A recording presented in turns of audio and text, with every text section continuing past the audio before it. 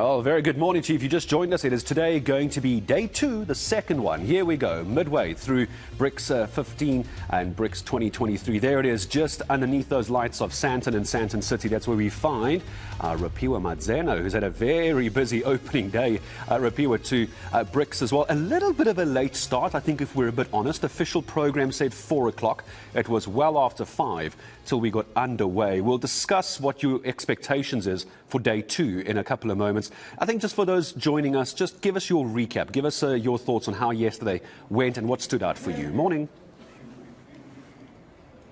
Good morning to you, Gareth, and to the rest of our viewers. Indeed, coming to you from the Sandton Convention Centre. So this is one of the most important summits, many would argue, Gareth, because there are very important conversations that are happening around developing nations and how to expand their economies without the reliance on the global West. So creating a global South powerhouse that will develop economies and different societies and sectors that are crucial for the direction that the world is taking. So yesterday we had the BRICS Business Forum, which had a range of panel discussions throughout the day discussing various sectors and opportunities for growth. So there was a focus on agriculture, there was a focus on alternative energy provision, but also very importantly, Gareth, a focus on small and medium businesses. So we do know that countries like India are very small business focused, and those are the big creators of employment. So there was a panel discussion that focused on that, and also the financing institutions that are going to provide financing models that will accommodate and of course create a conducive operating environment for these small businesses.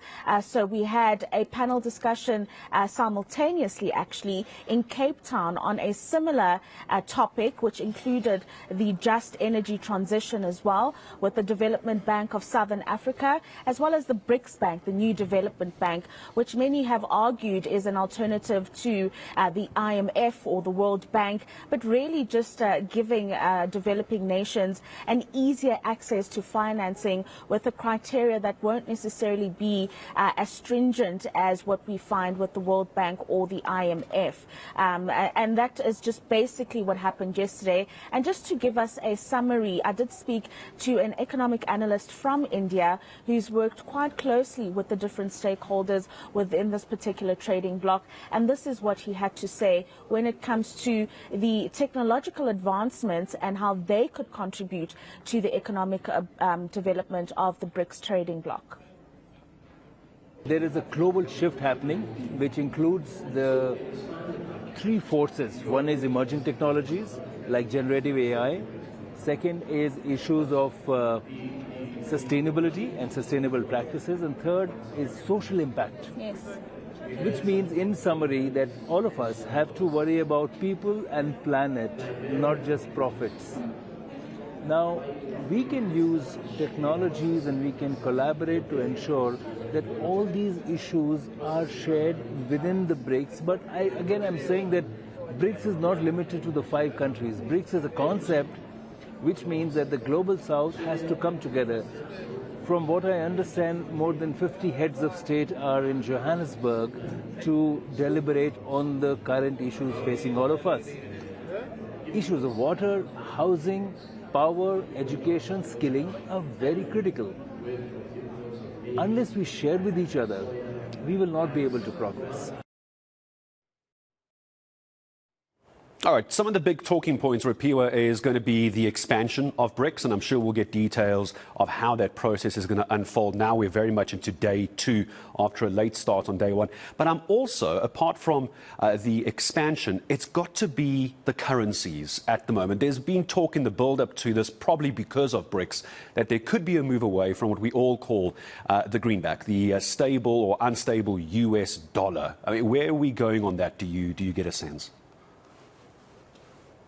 It's an interesting discussion indeed, Gareth, and it will get even more interesting as those 20-plus countries that have applied to become a part of what has now been deemed the BRICS Plus trading bloc weigh in on this currency discussion. But yes, that is an important discussion that has been bandied about for months ahead of the summit, Gareth, is that how do we reduce the reliance of developing nations on the US dollar? We do know that much of the global economy is pegged on the US dollar, and as they say, when the United States sneezes, everyone else catches a cold.